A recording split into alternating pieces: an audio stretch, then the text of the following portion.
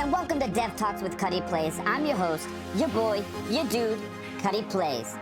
Today's guest has one of the wildest Roblox success stories ever. He's the creator of the Math Obby 1, 2, and 3, and he's actually made it his full-time job teaching math through Roblox. It's one of, if not the most craziest ways I've heard to make money on the platform. So without further ado, let's welcome Brainy Spinach.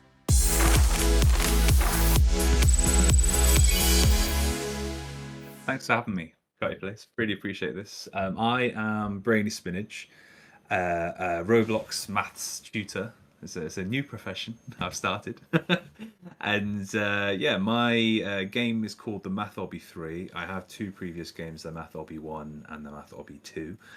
The Math Obby 3 is planned to launch at some point, either at the end of this year or early next year. And I'm a lot more literal about what the game is because a lot of parents don't understand Roblox lingo like obby. But it's a Roblox obstacle course, obby, where each stage includes like a mini maths challenge. There's over 600 stages already designed, 5 different difficulties within that. Covers topics of maths from kindergarten to 5th grade, which is basically reception to year 6 in the UK. Kids get to play, build their confidence in maths, and unlock all sorts of fun rewards along the way, cute pets, colourful wings, all kinds of stuff. Yeah. And I use those games to teach Roblox maths classes and help children with maths anxiety. That's me in a That's, nutshell. That's what I do. yeah, that is crazy because I've never heard of anything like that. How many students have you had? Because that's nuts to me. Yeah. So in the past year, I have had 201 students come through. Wow. Roughly any given week is about 70 to 80. But yeah, And some dip in and out. Yeah. is this like your full-time gig now? Yeah, very full time, like 60 hours a week roughly with everything that I do. It's yeah, It's crazy because full time. you hear about devs, making money with their game passes and Mm. cosmetics and stuff like that. But you went like a totally different route. That's crazy to me. That's how did you even come up with something like this? So yeah, I am very lucky in that respect, because I know a lot of developers they depend on the game passes and the Robux to then dev exit and make an income to make it their job. And not many developers get to then take it on as a full-time thing, whereas all of my classes are funding the game's development, and that's why I can make my games completely free to play, and they always will be. But the only reason I can do that is because of my classes. But yeah, the way that it's kind of like a gradual thing that happened. I was working in schools as a one-to-one special educational needs teaching assistant, mainly teaching children with things like autism and ADHD and dyscalculia and Tourette's and Down syndrome. You know, lots of different special educational needs, and the vast majority of them, most of them, were playing Roblox. Some of them a lot of Roblox, and they kept saying like, "John, give Roblox a try Roblox." And from what I understood, it was just like a discount Minecraft, which is like completely not true. Now that I know what it is, and that's what I thought of it as an adult. And I tried it, and then very quickly I was obsessively trying to make my first game on Roblox Studio, like every single spare hour, every evening up to like 1 o'clock in the morning, making my first obby, and delving into that, and basically was just obsessively making Roblox games. Made the Math Obby one. I could go into a bit more detail in a bit, but made a first game that will never see the light of day, which I can talk about in a bit because I really messed it up. But then the Math Obby one, and then that was really helpful to my students, and then I started to find out more about maybe teaching group classes so I could reach more people. Started working on the Math Obby 2, and it's all kind of just spiraled from there. Made my website, started doing the classes. Originally I was teaching classes on like places like Outschool and Tutorful and things like that. I think Out School's more like an American one. But then basically started doing it myself on my own website. And yeah, it's all kind of just spiraled from there. So did it start out slowly? Did you know, how did you get your very first student, and how was that experience? Yeah. So I mean, my very first students came directly through the game. Initially, it was more like I mentioned kind of what I do, and linked up different socials and stuff. And then some kids that were playing my game then were like, "Mum, look, they're also a maths tutor." And then away we went with that. The parents got in touch, and there you go. Because they'd see I was on YouTube, got my own little YouTube channel, Brainy Spinach and all that. A little Facebook page, which really Facebook's like the big one for parents, like that. Yeah. Like I'm 33, and the vast, like most parents that work with me are women aged 30 to 50, and like a lot of them are on Facebook and Instagram, which are obviously both owned by Meta. Yeah. And you can't link Facebook through Roblox, but they would find the Facebook. It was like Roblox, YouTube, Facebook, and then Yep. they would speak to me there. And so, yeah, that was mainly where it came through. But nowadays, although Facebook is still a great big thing with Facebook ads, a lot of it's just word of mouth. It's a parent telling Wow. another parent how well things have gone, and then referring them on. When did you realize that this is something that you can do full time? I think it was mainly the rates that I was starting to charge, and that's like been a sticking point for some people that I tutor, because the longer you do it and the more specialized you get, typically then the more you can charge. But I'm not doing this for money. If I was, then obviously I wouldn't make my games free to play for starters. Yeah. But I do need to pay myself and my employees and everything else. So I only charge what I need to manage that, and to pay for like promoting the game and putting it out there and so on. So to put it this way, at one point when I first started off tutoring, I was charging £25 an hour, and of that £25 an hour, 30% of that would get taken away by Tutorful, which were like the tutoring provider that I worked for as a contractor. And they take then, so 30% of £25 is £7.50. So I'd be earning £17.50 an hour. But it's only really enough for me. So Yeah. at that point then I could only pay myself, and I could only do what I do within the hours that I had.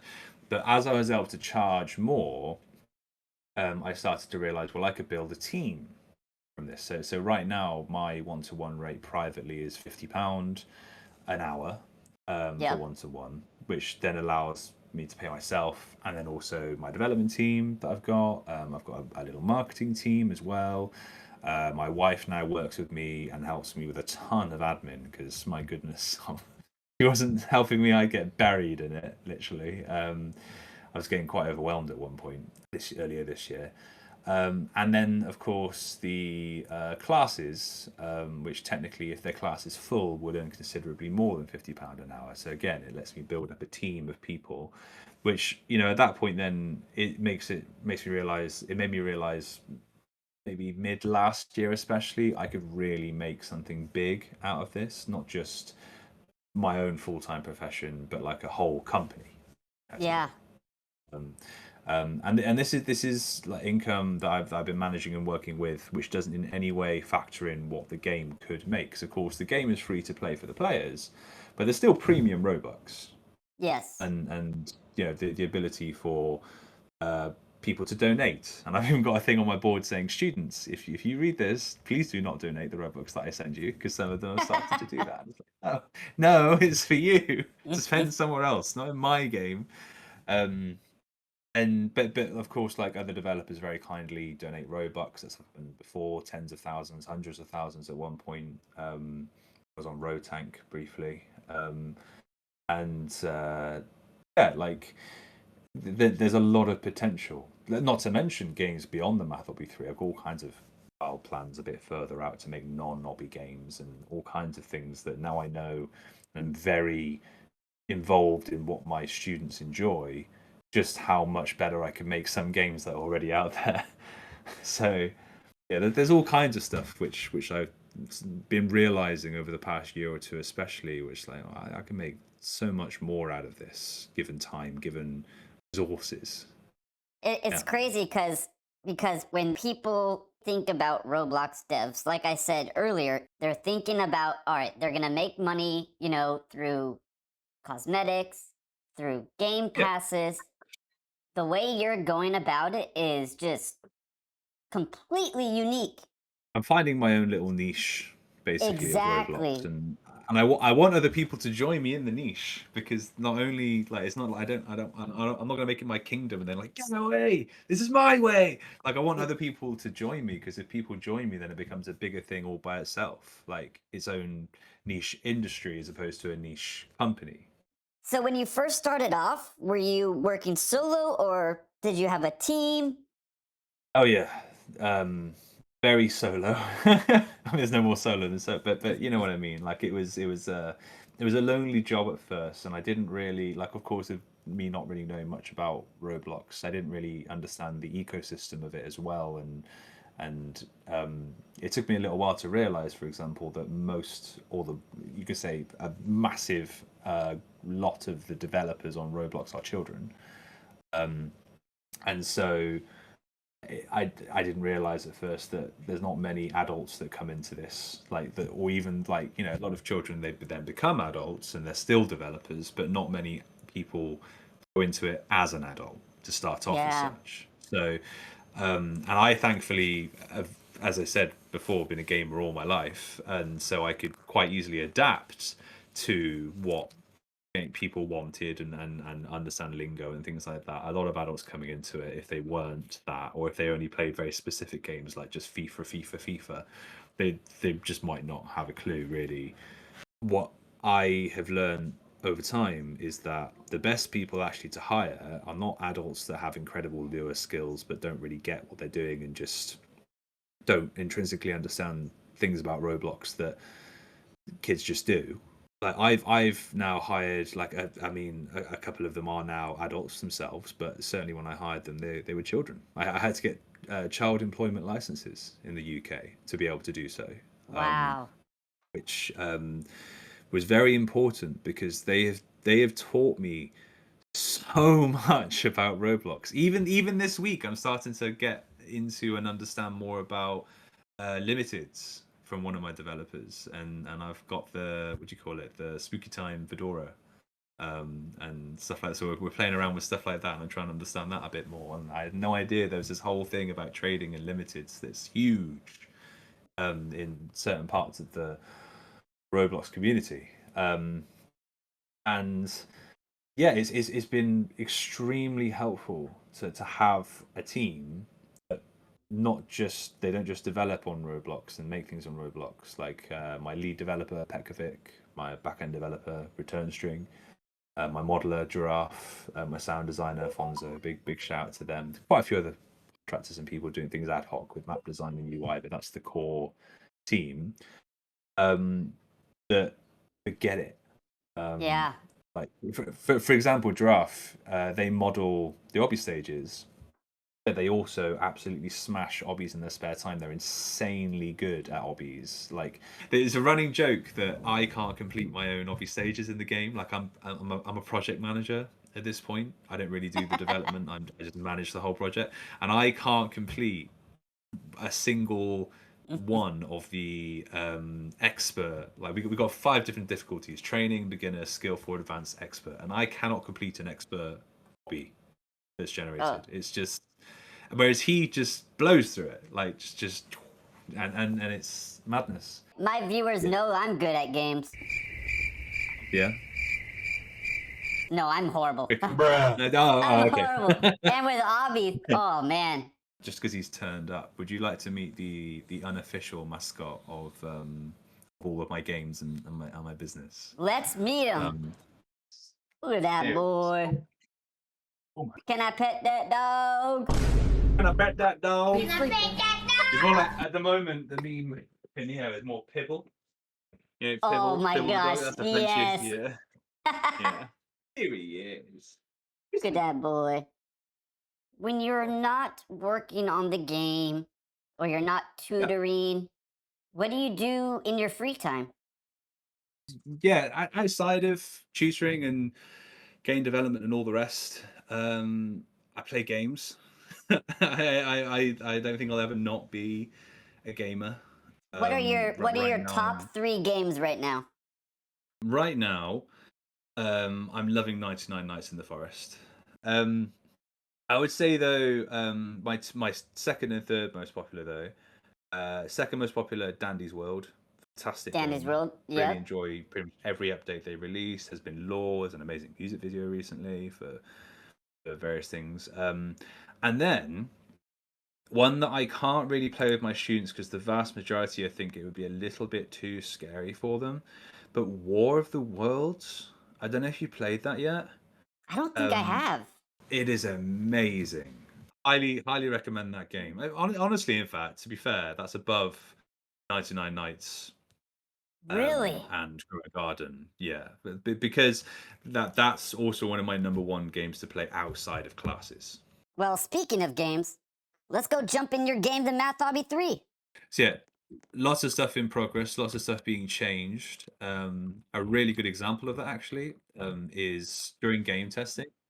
I realized that the way to generate hobbies is a bit complicated for my younger students. So if you click play at the bottom, you then choose currently anyway, you choose addition or subtraction, then you choose the level, mission they're in, and then the obby stage difficulty. There's lots of different like menus within menus.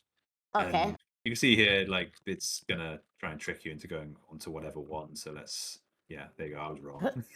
Oh, There you go. Nice, nice, nice, okay. nice. There you go. And then it will pop up with a question. One, So two, you've picked the three. easiest one. So what number comes after one, basically? Boom. Wow. And there you have it. And then just pick a question that's wrong. Okay. The Ah! next one, and you'll see, unlike with a lot. Oh, you're right. Oh, there you go. Yeah. I Unlike with a lot believe of in you. hobbies, which Don't would give just up.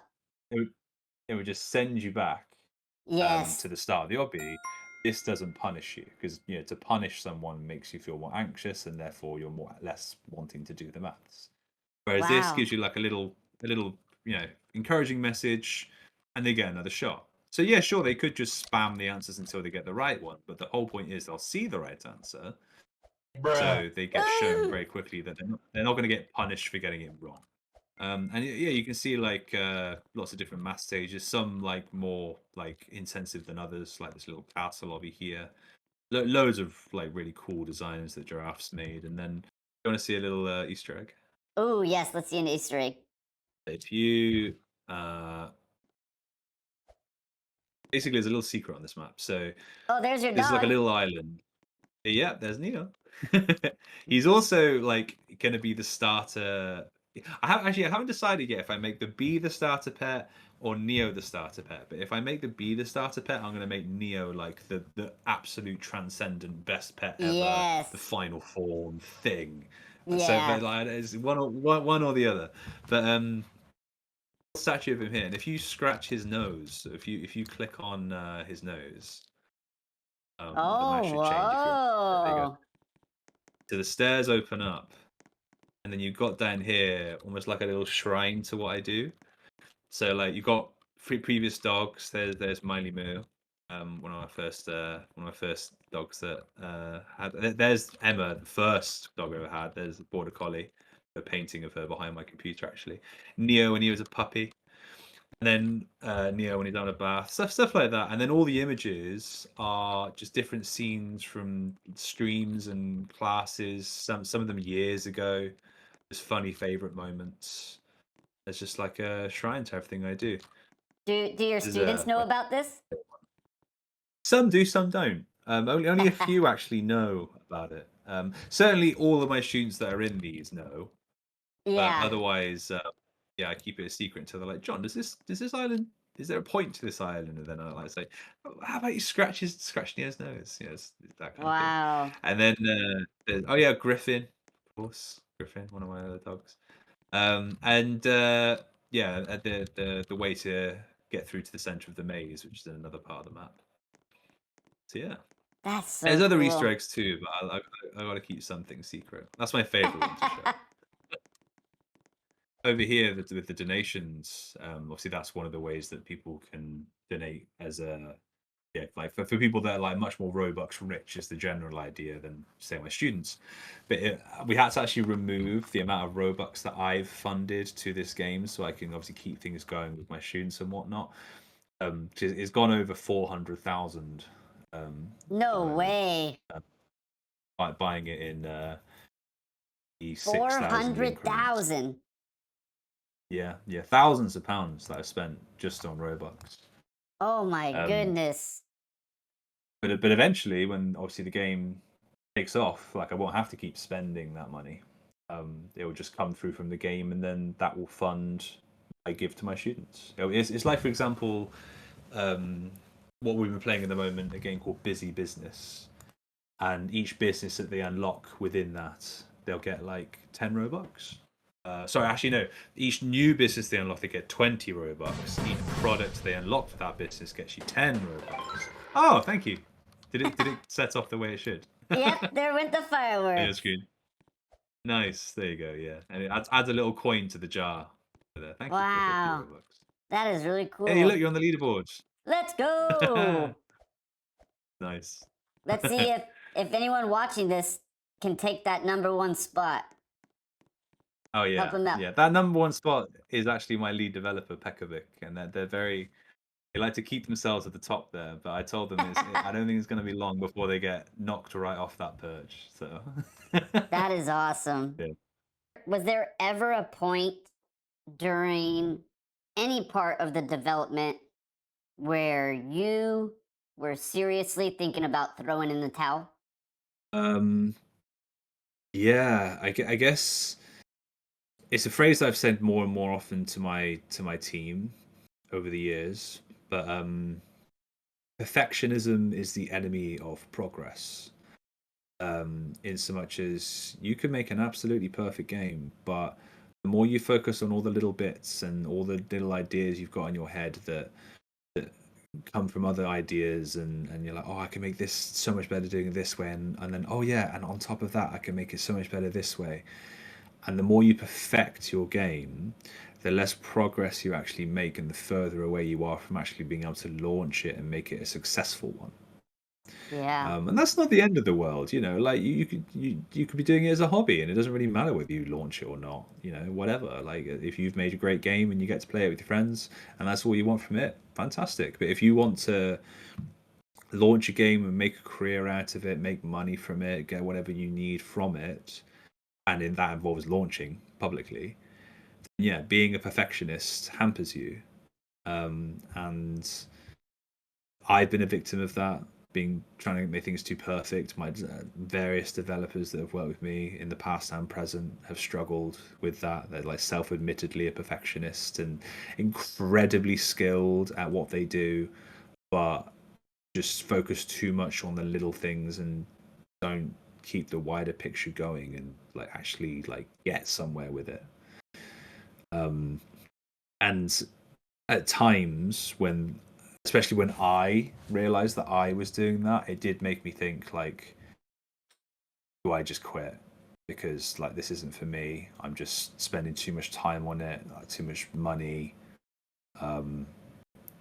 Yeah, shall I just? But then the thing that's kept me going personally is knowing that how much it helps my students, and not even just Yeah. my students, but children that aren't my students. That either can't afford my classes or don't know about them or don't have parents' permission to join my classes, but they can certainly play the games. It's still free for them Yep. as well, and they get like, I used to get feedback all the time, especially for the Math Hobby 2, because the Math Hobby 2 is on times tables specifically.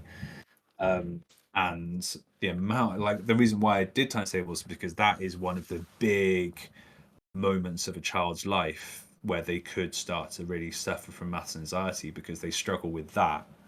It's like a big jump from like addition to multiplication for a lot of children, because Yes. multiplication is repeated addition and so on.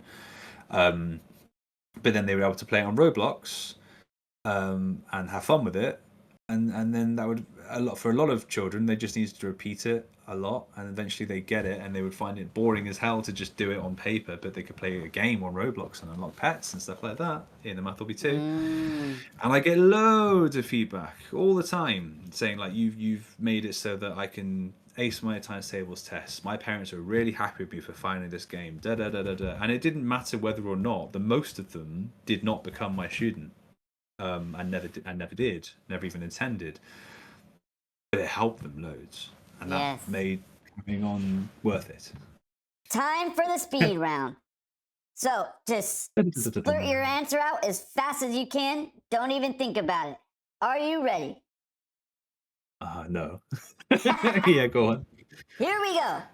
Coffee, energy drink, or pure adrenaline? Coffee. So much coffee. Favorite Roblox game that isn't yours? Doors. Favorite snack while working? Chocolate, probably. Chocolate. That's the thing that most often features on my desk alongside One word that describes your personality. Eccentric. Eccentric? Like, you haven't seen much of it during this interview. I tried to remain professional. And one thing you can't live without. Is it bad that I thought Neo and then my wife just after that? Yeah. Both of them. But Neo came in my head first. Neo and my wife hand in hand. All right, bro. I don't want to keep you too long, but this was super dope. Thanks for hopping on, man. All right. Thank you so much for inviting me to this interview. I really appreciate it, and I can't wait to give it a watch and see all the magic you do with it. But yeah, really absolutely. Appreciate it, Yo, that was such a fun convo. Big shout out to Brainy Spinach for pulling up. Make sure y'all check out his YouTube channel at Brainy Spinach, his game, The Math Hobby 1, 2, and 3, and stay tuned for the next episode because it's going to be huge. Don't forget to leave a like and smash that subscribe button. Appreciate you guys.